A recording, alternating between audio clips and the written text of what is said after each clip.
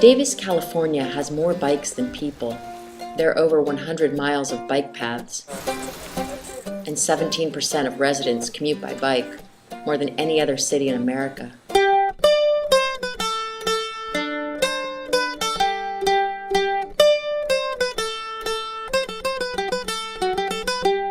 It all began back in the 60s, when Davis was just a small town of 6,000 people, but growing at 10% a year. City planners decided if they didn't act to protect biking, it would become crowded out by cars.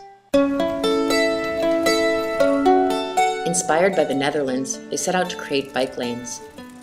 But lacking any local role models, they had to create cycle infrastructure by trial and error.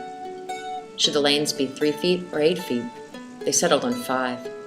When the State Transportation Department decided to create biking guidelines several years later, they looked to Davis as a model. Today there are bike lanes on 95% of the main roads in Davis. The city's even spent millions installing bike underpasses. There are also traffic slowing devices, bike traffic lights, bike roundabouts, and plenty of parking.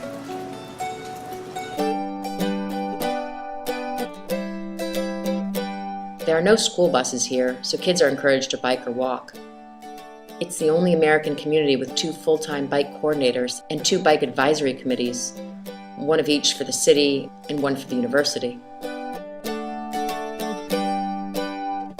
The city spends about $200 per person per year on bike infrastructure, enough to get even non-bikers back on 2 wheels again. I'm from, urban city, California. No one bikes.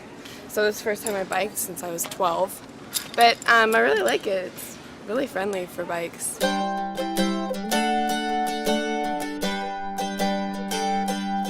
It seems people have voted with their feet. Davis has grown tenfold since the 60s. Forbes magazine named it one of the top 25 towns to live well. And perhaps thanks in part to all that pedaling, the average body mass index here is below the national average.